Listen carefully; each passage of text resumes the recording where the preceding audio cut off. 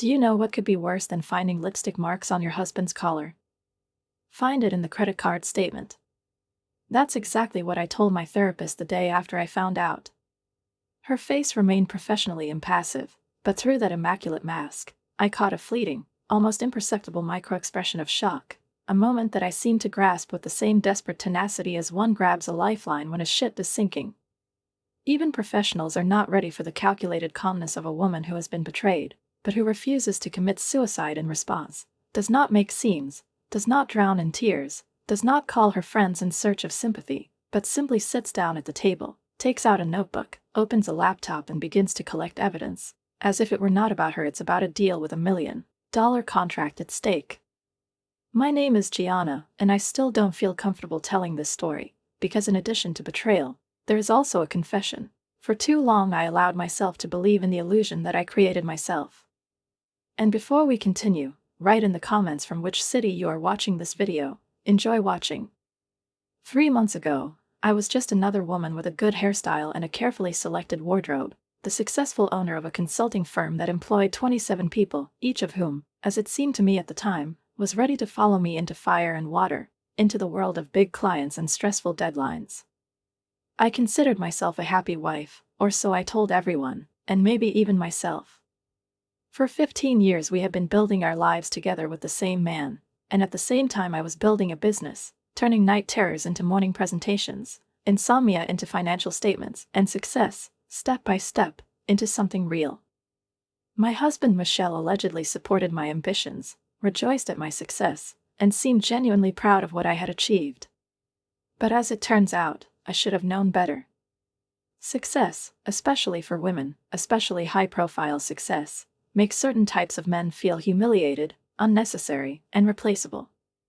And so, it all started with a notification of a debit from our common account, $410, La Petite Maison, a cozy French restaurant on the other side of the city, which Michel and I visited only once, 3 years ago, to celebrate the anniversary, the day when I put on that dress with an open back and we both pretended that we still loved each other.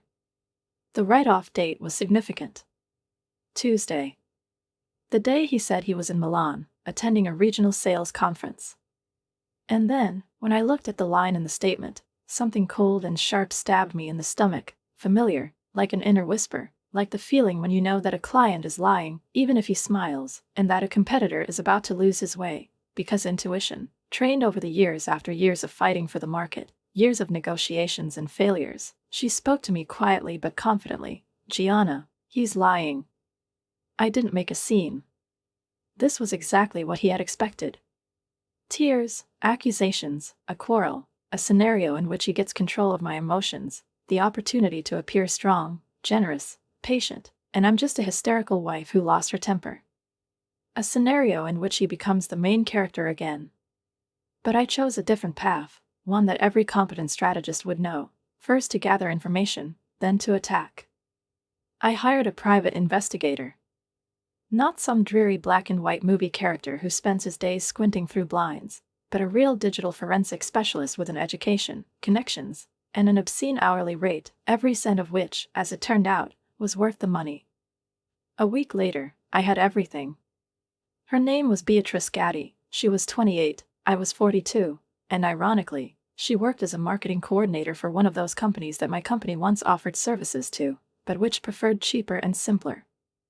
I had dozens of messages, photo exchanges, gifs, inside jokes, all this sticky, annoyingly banal, like a bad TV series, verbal garbage hiding betrayal.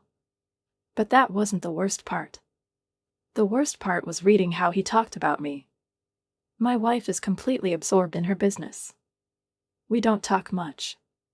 For Gianna, romance is a joint review of quarterly forecasts. I'm staying because it's going to be financially difficult to leave, but you're the one I really want. Each of his messages was a knife, precisely thrown, precisely aimed, and no less precisely turned in the wound. Over the past year, the detective has documented 7 business trips that were actually meetings with Beatrice. He had copies of dinner receipts, hotel bills, even photos taken through the car window of them holding hands together. And the trip to San Remo, which he called a sale, was not a sale, it was the weekend he dreamed of, but he never arranged it with me. That evening, when I was reviewing all the evidence, Michelle, as usual, came home late, with a slight smell of tobacco and expensive cologne, in which he probably wrapped himself before meetings with Beatrice as carefully as before corporate presentations, and kissed me on the cheek with that familiar, almost mechanical with the indifference that has become our new norm in recent years. He asked me how my day had been, as if by inertia, not really listening to the answer, and casually mentioned that next month he might have to leave again. Another trip to meet with clients, the same business trips that, as I now knew, hit hotel bills, romantic walks, and, for sure, candlelit dinners like the one we once shared at La Petite Maison. I smiled, the practiced, cold smile that negotiators use with partners when they're trying to sell you an idea that smells like deception, and I told him that I'd cooked his favorite dinner, and we sat down at the table where he was eating, looking down at the phone screen, pretending to follow news or work correspondence. Although I almost knew with certainty that under the table he was scribbling a message to someone I couldn't even afford to hate yet, because my anger and frustration were still directed solely at him. "You seem quiet today," he said, when the silence between us became noticeably thick, almost viscous, like syrup, in which any attempts to talk about something real get stuck, and I looked up from my plate, looking at the face I knew from every wrinkle, to every line carved by time and habit. The face with whom I shared a bed, everyday life, illnesses, hopes and disappointments for 15 years, and who now, and I felt it literally physically, no longer belonged only to me. "I'm just thinking about a potential new employee," I replied, evenly, without trembling in my voice, calmly, the way I used to speak at strategic sessions or when evaluating a new market, and he nodded without even looking up from the phone and said with that slightly patronizing smile that I once had, "My heart is warming, and now I wanted to throw a glass at the wall. This is my girl. You always think about business." And at that moment, with almost painful clarity, I realized that I hated him, not only for his betrayal, not only for his lies, but also for how easily he reduced me to this role, to a cliché, a businesswoman concerned about her career, cold, rational, too successful to be desirable. I took a sip of wine, letting its astringency clear my mind, and suddenly everything inside me gathered into a single, crystal-clear construct. If business is my strength, then I will win back in business. "In fact," I said casually, carefully lowering my glass, "I think this could be my most brilliant personnel decision to date." He wasn't listening anymore. He went back to his phone. Maybe just at that moment a notification from Beatrice appeared on the screen, maybe with a photo, weekend plans, or something else that was supposed to keep his attention ironically, but it suited me. Instagram, and even professional forums and lists of participants in industry events. It was that night, when he was sleeping next to me, breathing evenly, as if nothing had happened, that I opened my laptop and began studying Beatrice Gaddy's profiles, LinkedIn, Facebook, Instagram, even professional forums and lists of participants in industry events, collecting not just information, but the full picture. Ambitious, young, quite experienced enough to be useful, but not enough to dictate terms or ask for obscene fees, careful but clearly looking for new opportunities, judging by the activity and hints in the publications. By morning, I had a perfectly worded job advertisement ready, carefully calibrated and structured so that she could not ignore it. The position of senior marketing strategist at my consulting firm was a significant increase compared to her current position, attractive salary, bonuses, flexible schedule, participation in major projects. And most importantly, she had no idea who I was. Michel has always kept his business and personal life strictly separate, especially when it came to my business. He had never even been to my office, did not know the names of my top managers, and was not interested in projects that I was proud of. In his social circles, I was just his wife, the same Gianna who had some kind of business in the city center. He never even posted photos of us together on his social networks, carefully making sure that the image of a charismatic bachelor did not suffer. Closing my laptop and watching the first rays of the sun fall on the bedroom wall, turning it pale gold, I felt something I hadn't felt in a long time. Not anger, not pain, not resentment, but the power that comes when you finally stop being a victim and become a player. The scales that had been tilted in his direction for so long were slowly starting to level out. "What are you doing so early?" Michel muttered without opening his eyes. I turned to him and smiled with the kindest, most sincere smile I could muster. "I just want to make sure that everything is ready for what comes next." The interview process went quickly, almost smoothly. I deliberately kept a low profile, leaving the selection in the hands of the HR director, a wise and taciturn woman who did not ask questions and did not go deeper than her position required. Beatrice's application was received a few days after the publication. The cover letter was vibrant with enthusiasm, was calibrated in tone, framed with care, and presented with the kind of look that usually elicits approving nods from HR specialists. Admittedly, her qualifications were really impressive. Michelle might be a pathetic partner, but he seemed to have taste in choosing mistresses, at least business ones. I personally looked through every line of her portfolio, looking for the slightest hint that she could recognize me, remember, compare. Nothing. Michelle made sure that I stayed in the shadows in his life too. In her mind, I was probably just a vague image, an uncomfortable wife, a figure on the periphery, who sooner or later, as she probably believed, would be removed from the chessboard of Michelle's life, leaving the field free for a new and more inspiring union, devoid of routine obligations and the emotional baggage that brings with it. 15 years of marriage. I first saw her in person during the final interview, held in our main conference room, where, behind a one-way mirror, I watched her every movement, every gesture, every pause between words, as if I were examining a rare artifact that was supposed to confirm or refute a theory I had built up over weeks of observation. I arranged this as a professional observation, but deep down I knew that there was much more at stake than just choosing a new employee. It was a test of my resilience, feminine pride, and ability to control the situation, even if it was on the verge of betrayal. My heart was pounding so loudly that it seemed to me that its beating was echoing in the walls of the glass capsule, where I watched my prey like a predator. Of course, she was beautiful, not with the cold, measured beauty that fashion imposes, but with a lively, confident, saturated inner energy that makes you want to turn around, notice, and talk. Younger than me, with that freshness that makes a woman bright, while her face has not yet been imprinted with loss and doubt. Her dark hair was cut into an expensive, carefully tailored bob, and her clothes, though businesslike, clearly spoke of her love for brands, for style, and perhaps for the status she had yet to establish. While she calmly and methodically answered my colleagues' questions about marketing strategies, retention rates, and conversion optimization, I peered into her face, looking for signs of lies, narcissism, manipulation, or anything that would allow me to simplify my attitude toward her and turn her into a convenient enemy image. But instead, I saw something else: sincere interest, a lively mind, keen attentiveness, and that hungry, even somewhat vulnerable ambition that cannot be confused with anything. For a moment, just for one faint heartbeat, I almost felt sorry for her. Almost. She's exactly what we need for the Anderson project, my vice president of operations, an elderly, cynical woman whose eyes rarely reflected any approval, said later. When can she start? I asked evenly, showing neither excitement nor triumph, just clearly stating the task. Make an offer today. I want her to be hired next week. On the very day that Beatrice officially accepted our offer, Michelle returned home with a bouquet of lilies and roses. His attempt to be spontaneous always had a touch of calculated awkwardness. It was the middle of the week, an unremarkable Tuesday, and when I saw him with flowers, my body instinctively tensed and an icy knot tightened in my stomach. What is it for?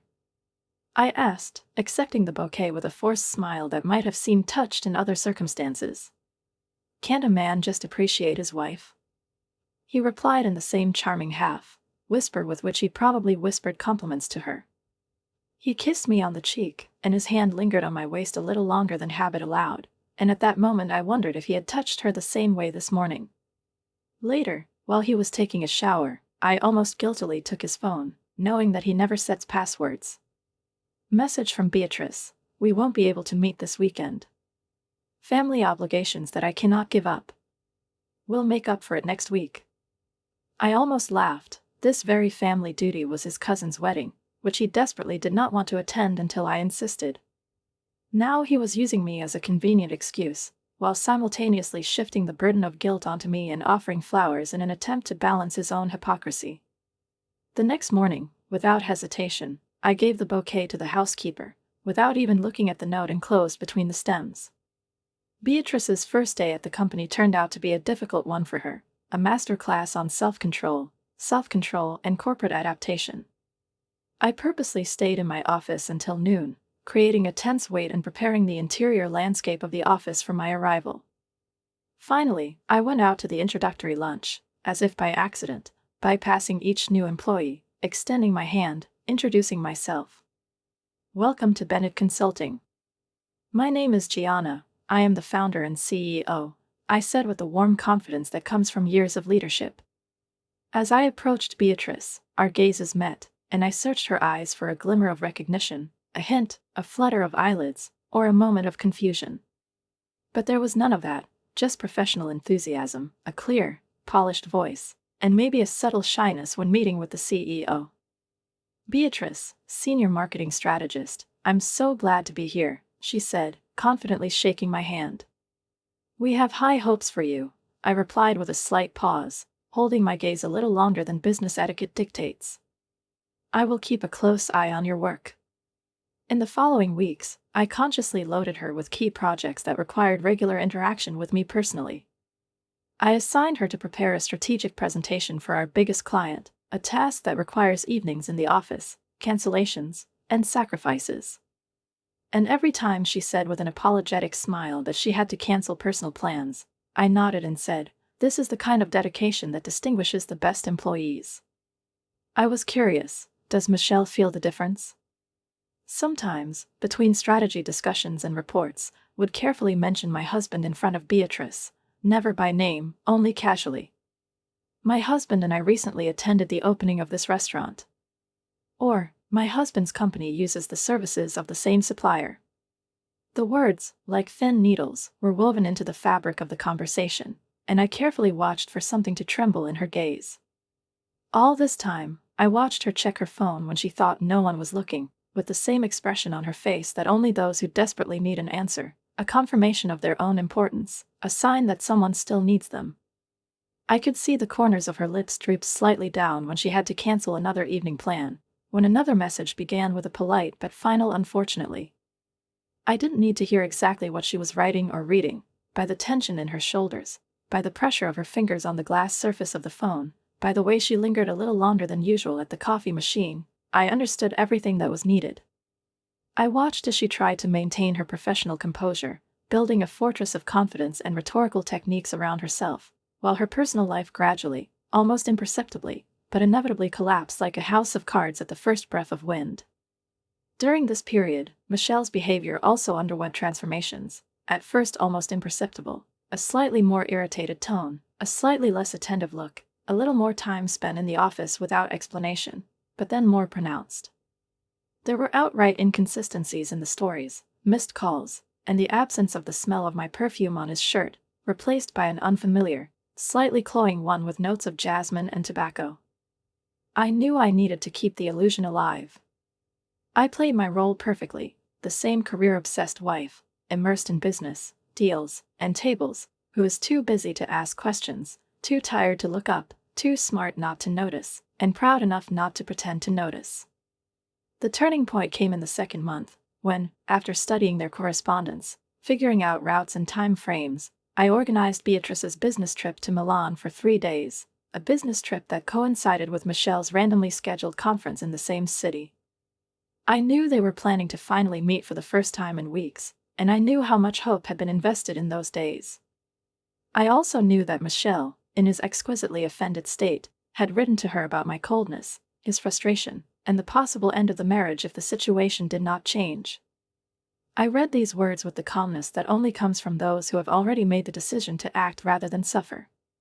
On the eve of Beatrice's departure, I called her into my office, where the evening sun was shining behind the glass, casting golden light on my immaculately decorated desk. "I need to change your plans for tomorrow," I said flatly, as if I were discussing coffee supplies. "Of course," she replied, as always restrained, but with that subtle note of concern in her voice that I caught and mentally noted. "What do you need?" "What is it?" she asked. "I decided to go to Milan in person," I continued. "You will stay here and prepare the presentation for Miller." I watched her carefully control her facial expression, as her pupils dilated slightly, as a lightning calculation slipped through them: change tickets, cancel reservations, find an explanation. "But I've prepared everything for Milan," she said carefully, not protesting, but asking a question. I'm confident in your ability to adapt, I interrupted softly, almost sympathetically. That's why we hired you. Flexibility is the key to survival in our field. Disappointment flashed in her eyes, barely noticeable, like a trace of a shadow, and immediately disappeared. Of course I understand, she said, and walked out with that calmness that hid the storm. I saw her take out her phone almost immediately, and I had no doubt, the message has been sent. Everything depended on him now. The answer came that evening, over dinner. Michel, with the air of a man who has to share sad news, put down his fork and said, "Bad news, dear. The conference in Milan was postponed. I won't have to go." I sipped my wine, bowed my head slightly, and nodded sympathetically. What a shame. I know how much you've been waiting for this meeting, I said, looking straight into his eyes. He froze, then laughed awkwardly. Well, I just wanted to close Henderson's account. It's a funny coincidence, I said. I'm flying to Milan tomorrow for a meeting with a client. One of my new marketers was supposed to go, but the plans changed. His forehand hovered in the air, then slowly lowered. You? He asked, and I nodded. Business is unpredictable, I said with a slight smile. That night, I went into the bathroom while he was taking a shower and checked his phone again. I can't believe it. It's so timely. She's going to Milan. We'll have to cancel it completely. Things are getting more complicated, he wrote to her. The answer came almost immediately. This is the third time you've canceled. I'm starting to feel like I'm not a priority. I smiled at my reflection in the mirror, coldly, tiredly, with a kind of almost gloomy satisfaction. Cracks began to appear. I gave everything to this marriage, all of myself, all of my youth, all of my ambitions, and now, watching them try to cut me out of their new life as an unnecessary line in the budget, I felt it was time to remind them who really controls this scenario. Now it's time for the next stage of my plan. People underestimate quiet women. They mistake our silence for weakness, our patience for passivity, our planning for procrastination. This is their first mistake. Their second mistake is that they assume that we don't notice everything, as if our eyes, accustomed to looking down, don't see what's happening around us. I've noticed something about Michel for 15 years, his micro-gestures, his habits, the subtle change in intonation when he starts lying, his way of hiding his gaze when he's trying to lie to himself. I knew his passwords, not because I was trying to find out anything, but because he was too lazy to change them. His mother's maiden name, plus the date of our anniversary. What an irony to use a day that was supposed to be a symbol of union and honesty as the key to their infidelities. But more importantly, I began to notice something about Beatrice during the 2 months that she worked at my company. She was smart, capable of growth, but under the polished exterior there was insecurity, the very crack through which her longing for recognition, for warmth, for approval seeped. She longed to be chosen, to be loved, to be needed. And, most importantly, despite everything, she was decent. This was supposed to be her breaking point. After the incident in Milan, I decided to change my strategy. If at the beginning I was trying to separate them, now, on the contrary, I began to gently push them towards each other so that she could see the real Michel. Not the charismatic and seemingly attentive lover who lulled her vigilance with compliments and carefully dosed affection, but the one I knew, manipulative, selfish, immoral, easily betraying for his own convenience. I started with a promotion. Beatrice was appointed head of the new financial services division. It is strategically convenient that Michel worked as a regional sales director in this industry. This meant that now she would intersect with his colleagues and clients, and his professional world, which had previously been carefully hidden from her, suddenly became her daily routine. It's an expression of trust, I told her at a meeting dedicated to her promotion. You will represent us in front of the most significant players in the industry. Her face lit up with a light of real pride, and she said, "Thank you for believing in me. I won't let you down." "I know you won't let me down," I said with a warm smile, giving no hint that this was carefully planned. "Next week we have a dinner with a number of key partners. I'd like you to come with me. It is important for them to get to know the new face of our department." I didn't mention that Michelle's 3 colleagues would be among the guests, the very men who knew he was married and had been tacitly covering up his affairs for years, those who would immediately recognize her, despite the business dress code and corporate etiquette. Dinner was scheduled at Mellon's, a gem among restaurants, an establishment with an impeccable reputation and invariably full of armor for the weeks ahead. That evening, while we were waiting for the guests, I tried to conduct a conversation in a relaxed, friendly manner, maintaining a tone in which support and participation were felt. Over the past few weeks, I have consistently built a trusting relationship with her. I have advised, praised, asked questions about her views, made it clear that I see in her not just an employee, but a person with potential. After the second glass of wine, I allowed myself to move to a more personal level. "Can I ask you a question?" I asked, and she nodded, a little surprised. "Are you dating someone?" I let my voice sound restrained, interested, unappreciative. "Sometimes you seem distracted, as if you are tormented by something difficult, unrelated to work." Beatrice's cheeks turned slightly pink, and she lowered her eyes, as if she had caught herself unable to hide her emotions. "Is it that noticeable?" "What is it?" she asked softly, and I smiled a little, tilting my head sympathetically, as if I were just an older friend, attentive and understanding. She hesitated, then said, almost in a whisper, "It's difficult. He's not completely free." I nodded. "Married?" Her eyes widened in alarm, and her fingers tightened on the stem of her glass. "Don't worry," I said softly, almost comfortingly. "I'm not judging. Life is rarely black and white." At that moment, I saw doubt arise in her. It's still unconscious, but it's sharp, like a needle pricking at the most vulnerable spot. It is this doubt that will become the starting point. Relief was reflected on her face, instant, almost childlike, as if I had lifted an unbearable weight from her shoulders, which she was afraid to share, even with herself. "He's unhappy in his marriage," she said, as a confession, as a plea for understanding. "It's been that way for many years. His wife is completely absorbed in her career. He feels lonely, unnoticed."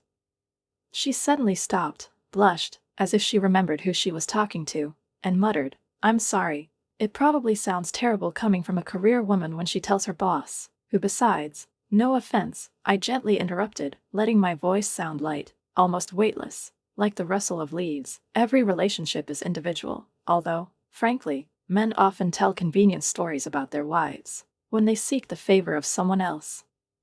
As soon as I finished speaking, a group of our guests appeared on the horizon, 3 men in perfectly pressed suits, with tired but watchful eyes, senior executives from competing companies closely associated with Michelle. I watched them approach our table. The look of recognition that flashed in their eyes like a spark on dry grass was replaced by ill-concealed awkwardness, and although they were courteous enough to greet Beatrice with warmth, their bodies spoke more than words. Slight steps back, avoiding eye contact, carefully selected conversation topics. I directed the evening like the conductor of an invisible orchestra. Conversations flowed in the right direction: corporate ethics, professional connections, discussion of wives, husbands, children, country houses, and vacations on the Amalfi Coast. I mentioned my husband several times without mentioning his name, and each time, as if on cue, one of the 3 began to fidget, avert their eyes, and change the subject.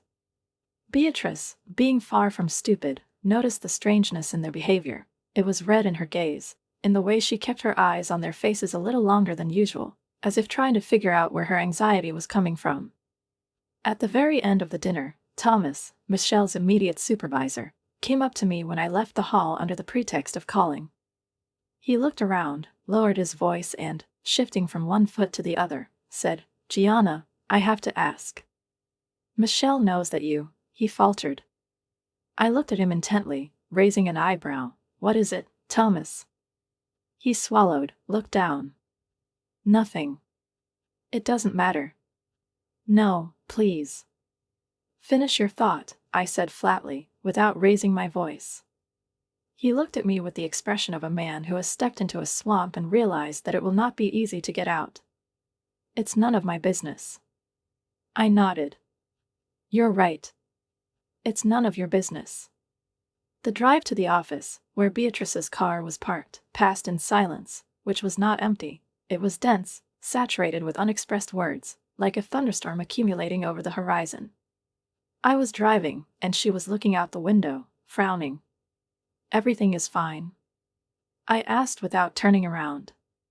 "These men," she began doubtfully, "they seem to know me, but I'm sure I've never met them before." I shrugged slightly, without taking my eyes off the road. The world of financial services is small.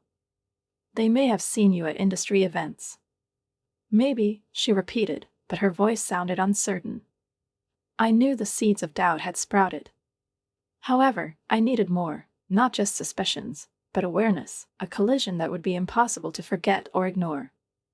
The next stage was the annual Meridian Financial Corporate Party, the very event that I had attended for years as Michelle's wife, smiling, gracious, and bored while talking about quarterly reports and new partnerships. "I would like you to represent our company at the Meridian Financial Christmas reception," I told Beatrice the following week. "They view us as marketing modernization contractors. It would be a good way to establish personal contacts." "Meridian Financial? What is it?" she asked, and her voice trembled a little. "Yes." "Is there a problem?" I asked, looking her straight in the eye. "No," she said too quickly. "No problem." I saw the tension building in her. As the internal mechanisms of her rebellious mind began to work, she realized that this clash was inevitable. What she didn't know was that I had been methodically collecting evidence for several months: correspondence, messages intercepted by spyware installed by my private investigator, statements from our shared credit cards showing purchases of jewelry, dinners, hotel bills, tickets, printouts of GPS coordinates, photos of them leaving hotels, restaurants, parking lots together. I met with divorce lawyers, set up legal mechanisms to protect assets, transferred shares to trusts, ensured control over the company's financial flows, and prepared for the next blow, not emotional, but economic, legal, and total. I transferred a significant portion of our joint savings to my secure business accounts, which was perfectly legal, since they were legitimate business investments made through my consulting firm, but in fact made these funds inaccessible to Michelle in the event of a divorce, as if I had built an invisible fortress around them, to which he, with his self-confidence and previous rights, he no longer had the keys. On the eve of a holiday party, Michelle was unusually attentive, as if instinct told him that a storm was approaching, and despite his outward calm, he was trying to find signs of salvation in this pre-storm silence. He chose the dress for me himself, a scarlet one, sparkling with silk and light lace inserts, a dress in which every fold hugged a figure, as if emphasizing not just femininity, but also strength, and, as he put it, an attraction that makes men speechless. He offered to put my hair up in a high hairstyle, exposing the line of my neck, which he always found especially tempting, and I agreed, holding back a smile, because I knew he didn't just care, he was afraid. He was nervous. He was nervous about tomorrow evening, preparing for the inevitable collision of two worlds, which, according to his calculations, should have existed in parallel, without touching, without destroying each other. What a tragic irony! He, a lover, was preparing his wife for a meeting with a rival, not realizing that the rival had long been trained in how to smile on my face and avoid familiarity. When I was arranging the jewelry, ruby earrings, an emerald ring that I bought myself as a symbol of inner victory, and a pendant that resembled a shield, Michelle received a message. I noticed how he froze, staring at the screen, and how quickly his expression changed. A flash of panic, like an electric shock, ran across his features before he became himself again. "Everything is fine?" I asked, pretending to be interested more out of politeness than concern. "Okay," he said hurriedly, raising his voice a little, as if that would help disguise the tremor. "Just work stuff. There's always something." Later, when he went to take a shower, I took his phone, without hesitation, without trembling in my fingers, and opened the message. It was from Beatrice. "I have to go to your corporate party tomorrow night for work." "What are we going to do?" His answer was brief and self-assured, as always, "Don't worry. My wife will be in the other part of the room. We won't talk much. If we meet, just act professional. She won't suspect anything." I put the phone back in the same place, at the same angle, and continued to choose ruby earrings, of course, because blood, even symbolic blood, had already been shed. The stage was ready. All the players stood in their positions. Tomorrow everything will change, but not in the way they both expected. I went to bed in that strange silence that comes when there are no more fluctuations inside, when you are no longer a victim, but not yet the final judge, when you no longer ask, why? But you know when. For months, I've been channeling my pain into planning rather than confrontation, turning every wound into a point on the strategy map, every outburst of anger into a business decision, measured and unemotional. I didn't scream, I didn't make a scene, I didn't cry into my pillow at night. Instead, I built a scheme following the same logic as in building my company, methodically, prudently, precisely. They thought that I was too busy with my career to pay attention to my marriage, that my priorities lay in the area of quarterly reports, not matters of the heart. They had yet to find out how much they had underestimated me. The Meridian Financial Gala evening was held at the Grand Hilton Hotel, immersed in the illusion of luxury, which hid an acute need for reputation and image. Champagne towers, ice sculptures in the shape of swans and company logos, musicians in tuxedos, insinuating jazz standards designed to make the evening languid and memorable. I arrived with Michel on my arm, as if we were a couple from the cover of a magazine, he in a classic dark gray suit, I in a scarlet one, with my hair pulled up into that high hairstyle, and the smile of a woman who knows that the night is hers. His palm was damp with sweat, and I could feel his inner balance shaking. "You look amazing today," he said for the third time since we left the house, and in his voice I detected not admiration, but a plea, as if his wife's external beauty could protect him from internal collapse. "Everyone will be jealous that you're with me," he added with a nervous grin. I touched his cheek, gently, almost comfortingly. "It's sweet, but we both know that I'm lucky." His face tightened, as if the words had pierced him with a thin needle, perhaps from guilt, perhaps from fear, or perhaps from the realization that I knew more than I should. He offered me a drink and went to the bar, leaving me alone for a moment.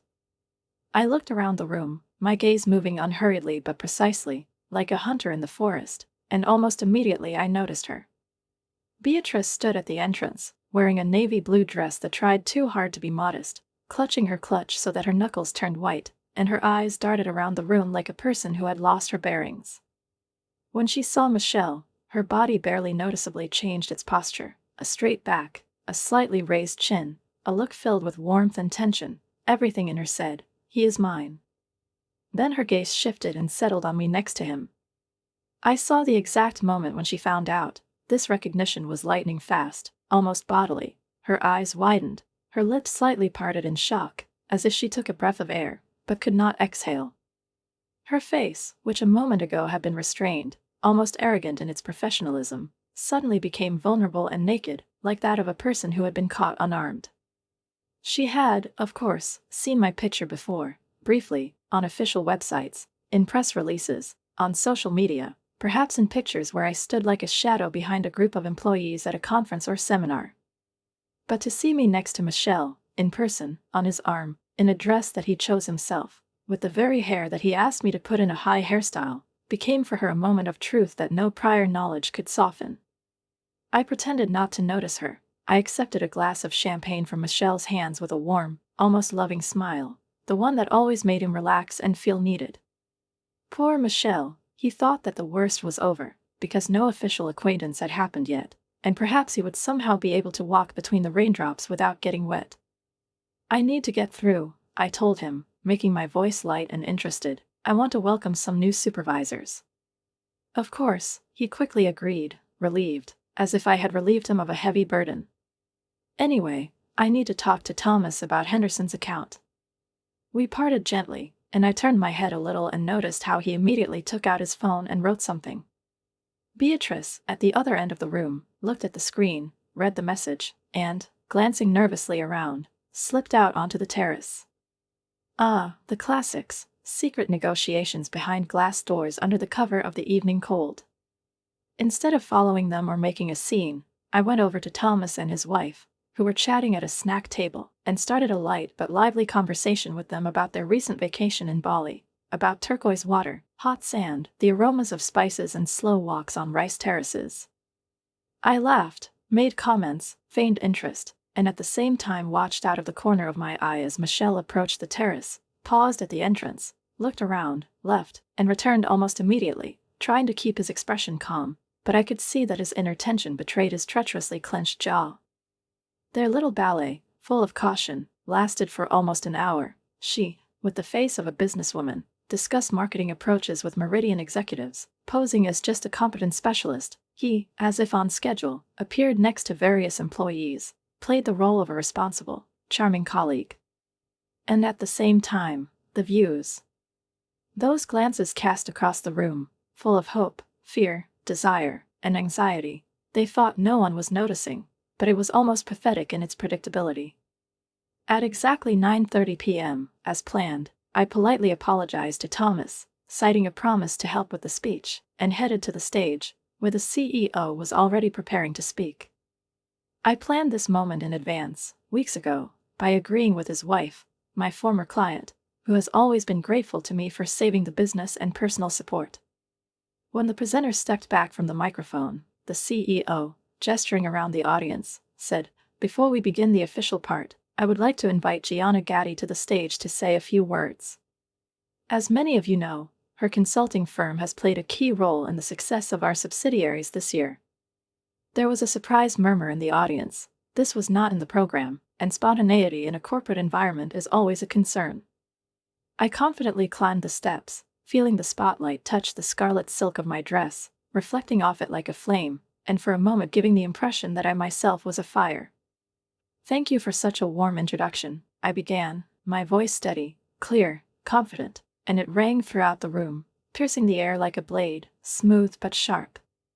Meridian Financial has been a valued partner of Bennett Consulting for several years now, and we look forward to new projects and expanding our cooperation next year. I paused, scanning the crowd. My eyes found them almost immediately, Michel, with an expression of confusion, as if he already understood what was happening, but still hoped for a different turn, and Beatrice, with a frozen smile and tense posture. In fact, I recently recruited a brilliant new marketing strategist to our team, who I am sure will revolutionize the way we interact with clients in the financial sector. "Beatrice, could you join me on stage?" There was silence in the hall, not just a pause, but a thick, viscous silence filled with foreboding.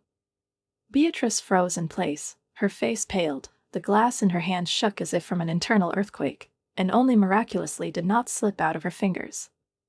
Michel, on the other hand, looked as if he had been punched in the stomach, his face turned deathly gray, his whole body tensed, his gaze darted like an animal cornered. Beatrice slowly, almost mechanically, left the table, her steps precise but heavy, like a man climbing the scaffold. She came up the steps, and I held out my hand to her, smiling with the same warmth as before. I had an expression of professional pride on my face, an icy calm in my eyes.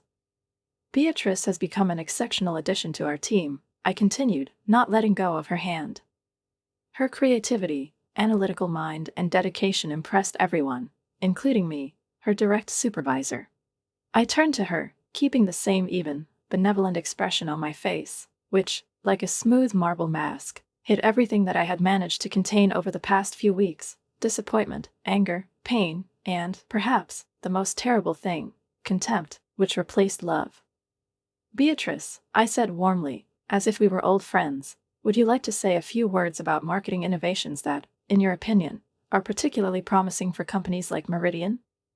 Her lips twitched, her shoulders tensed, like an acrobat who suddenly found himself at a height without insurance, but there was nowhere to retreat. She was trapped, and she had no choice but to step forward and take the microphone, which I held out to her with the same gesture with which a queen might hand a sword to a guilty person. The courtier.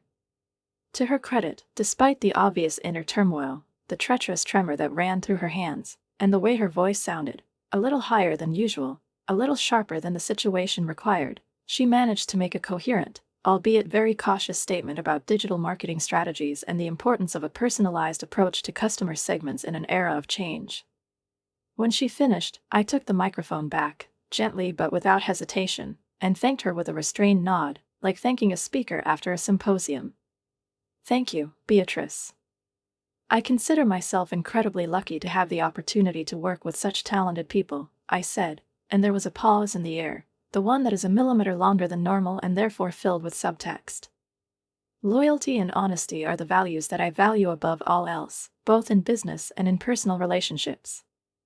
I said this without taking my eyes off the crowd until I found Michel standing a little to one side, his face glistening with perspiration, even though the air conditioners were working properly. Now, speaking of personal relationships, I continued without changing my tone, I would like to take this opportunity to express my gratitude to my husband, Michel Bennett. I made an inviting gesture. Michel, where are you, dear? Don't be shy. He hesitated for a second, then slowly raised his hand, as if giving up. As if on cue, all eyes turned to him, and he became the center of attention he was so afraid of. After 15 years of marriage, I said, I realize that transparency is crucial to success. Don't you agree, Michel? He nodded automatically, like a man whose reaction is ahead of his realization, desperately trying to grasp in my words how far I intend to go, and what, in fact, I know. Wonderful, I said, and, smiling a little wider, continued, in the spirit of transparency, I want to make a statement. There was complete silence in the hall, a silence that could have been touched with your hands, so dense that it seemed real. Michel turned pale to the color of paper, and Beatrice, standing next to me, seemed rooted to the spot, and seemed to stop breathing. Next month, Bennett Consulting will open a new office in London, I announced, as if this were something completely mundane, and I have appointed Beatrice as the head of this division. The decision takes effect immediately. The applause started slowly, as if the audience was still trying to figure out what had just happened, and when they did, they sounded, but with awkward uncertainty, almost embarrassment. It wasn't the public exposure that everyone was waiting for with bated breath. On the contrary, I presented this blow as a gift, as if I had given her a way to escape. Beatrice stared at me in amazement, her eyes darting over my face, trying to read whether it was revenge, or mercy, or both at the same time. This is an amazing opportunity, I continued in the same even, professional tone. The minimum term of employment is 3 years, a significant salary increase, and a full package of relocation services. All the documents are ready. If you're ready, Beatrice, we can sign it tonight. I turned to her with a smile in which, despite its breadth, there was not a drop of warmth. Unless, of course, there's nothing keeping you here. Our eyes met, and at that moment a strange, mute, but completely complete understanding was established between us. She knew that I knew everything, down to the last detail, and realized that instead of crushing her, I was offering her the opportunity for a clean break, a ticket to a new life, a way away from the tangle of lies, which she herself got entangled in. I'm flattered, she murmured almost in a whisper, and, gathering herself, added, yes, I agree. This time, the applause was louder and more confident. The audience relaxed, realizing that there would be no drama, and they could afford to clap without risking being in the middle of a conflict. I shook her hand firmly, holding it a little longer than necessary, looking straight into her eyes, and at that moment the camera flashes flashed. Great. And one more announcement, I added, turning to the crowd, already starting to move away from the microphone, but pausing halfway. After much thought, I decided to terminate my personal partnership, while strengthening my professional one. I didn't say his name, but everyone understood. Michel's face contorted, his eyebrows twitched, the corners of his mouth turned down, and he sucked in a sharp breath, like a man who had just received a blow. The newspapers were delivered to our house this afternoon, I added calmly. I am confident that we will be able to handle this transition as maturely as possible. I nodded, handing the microphone to the host. Now, please enjoy the rest of the evening. I walked down the steps from the stage, feeling mixed applause behind me, in which awkwardness, shock and relief sounded loudly, as if everyone had finally received permission to exhale. Thomas came up to me first, and his face showed both admiration, concern, and something like sincere support. That was a serious statement, Gianna, he said softly, as if he was afraid someone would overhear. Is it so? I asked with an innocent smile. I just believe in the effectiveness of change, both in business and in my personal life. Michel, meanwhile, was making his way through the crowd to the exit, holding his phone to his ear, and judging by the expression on his face, he was having an urgent conversation, most likely with a lawyer. His colleagues made way for him, as if he were no longer a man, but a plague on 2 legs, instinctively seeking to distance themselves from the impending consequences.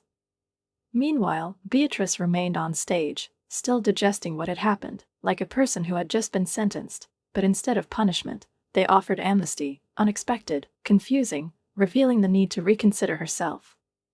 She stood there, swaying slightly, as if she was wavering not only with her body, but also with her soul, not knowing whether to thank me, be afraid, or just disappear into the nearest backstage. When our eyes met again, I nodded slightly at her, not as a forgiving person, no, I was still a long way from forgiveness, the way there lay through more than just words and remorse, but as a person who recognizes that both she and I were, albeit in different ways, but used, deceived, and manipulated into a destructive dance of blind trust. It was a sign not of reconciliation, but of recognition of a shared vulnerability, and a shared deceiver. I had already turned around, preparing to leave, when she cautiously approached me, as if she was afraid to destroy the delicate balance that had been established between us. "I didn't know," she said softly, almost in a whisper, and in those 3 words there was sincerity fused with guilt. "About you, about who you really were." She looked down, as if she was ashamed not only of her blindness, but also of how easily she allowed this man, my husband at that time, to build a picture in her head that was beneficial only to him. He told me that his wife is cold, distant, career-obsessed, and emotionally unavailable. I finished for her, looking her straight in the eye. "Yes, I read the texts." A blush broke out on her face, not from embarrassment, no, but from burning shame, spreading over her skin like molten metal. "The London position is real," I said matter-of-factly, evenly, almost businesslike, as if I were talking to a new employee at the first interview. "The choice is yours, Beatrice. But I strongly recommend that you think carefully about a man who lies so easily to both his wife and his lover." She pressed her lips together, her eyes moistened, but no tears fell. "I've never wanted to hurt anyone," she whispered, and there was something unbearably human about it, almost touching. "And yet," I replied softly but clearly, and turned and took a step away. But her voice stopped me. "Why didn't you just fire me when you found out?" She shouted after me. There was no aggression in her voice, but almost childish incomprehension. I stopped, thought for a moment, then slowly turned around. "Because that would be a response, not a strategy," I said. "And because sometimes the most effective consequences are not the most obvious ones."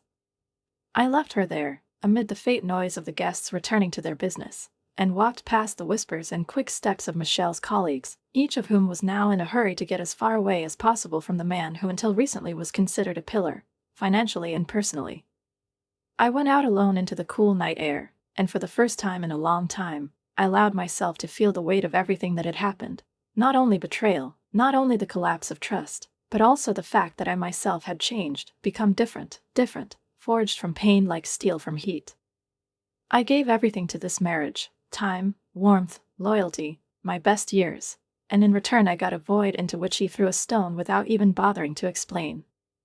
But now, thanks to my restrained but precise reaction, I have regained control, power, dignity and, most importantly, my future. My phone vibrated. Message from Michelle: "How long have you known?" I didn't answer.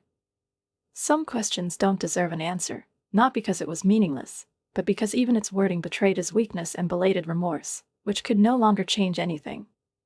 6 months later, I was sitting in my spacious office in London, a bright room in an old building in the Mayfair district, where early spring was slowly beginning to bloom behind tall windows.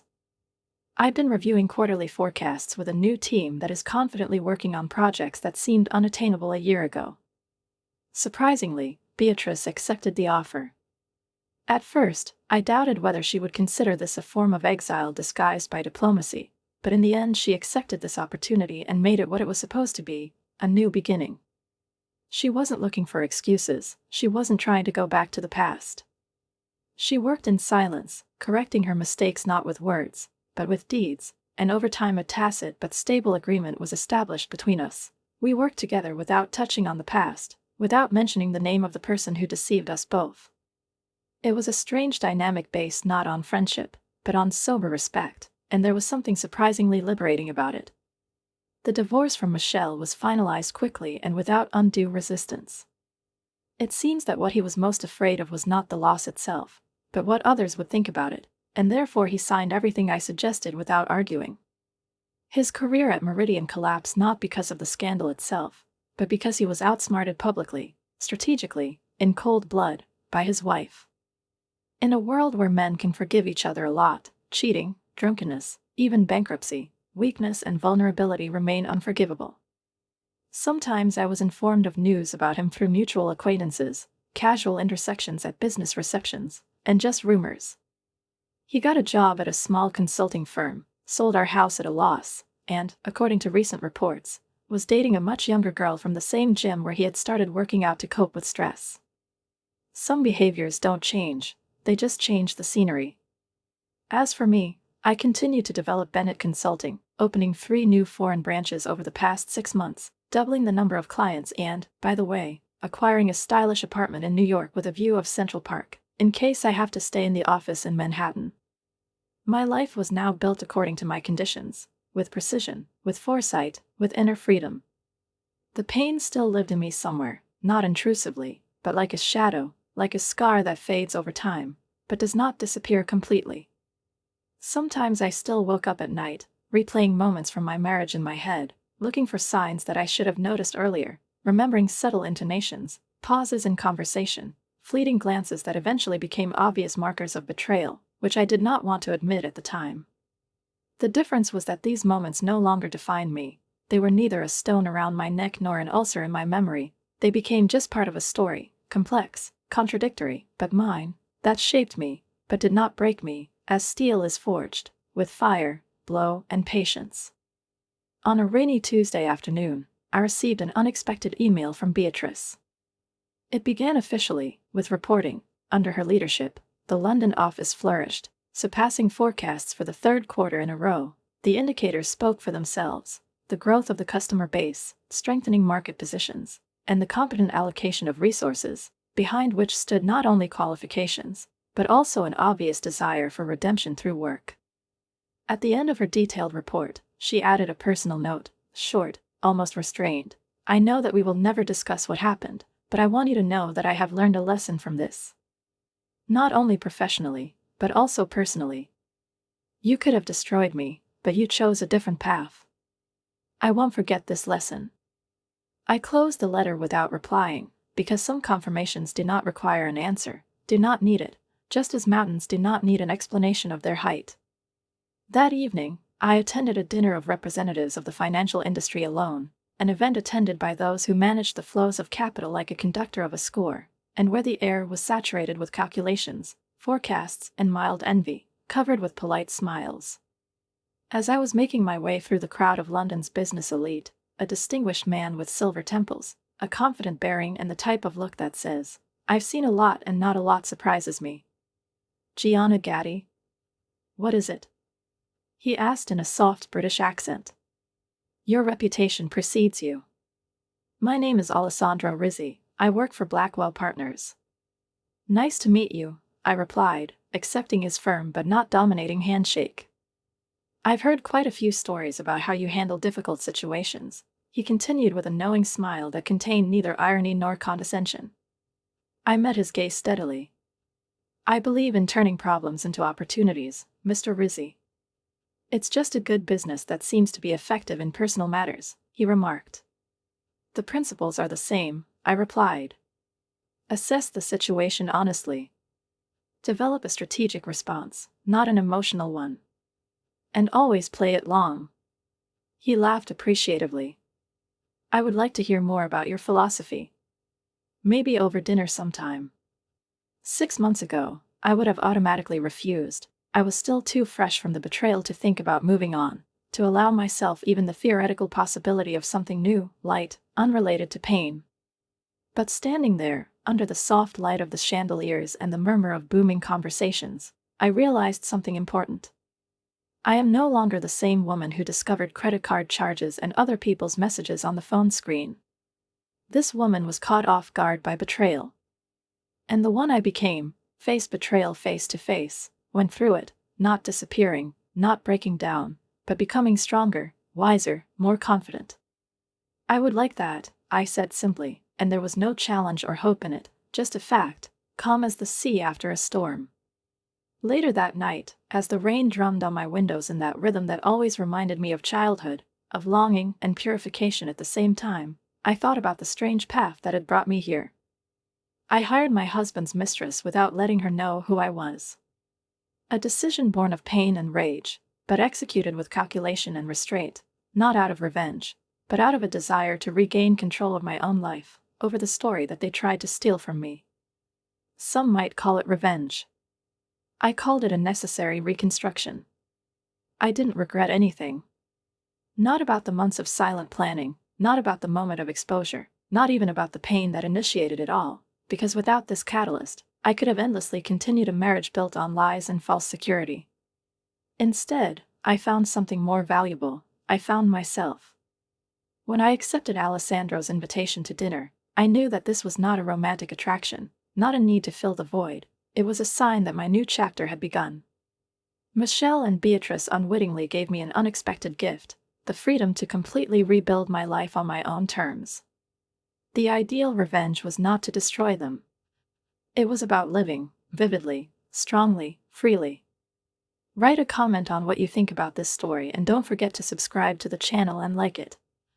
See you soon.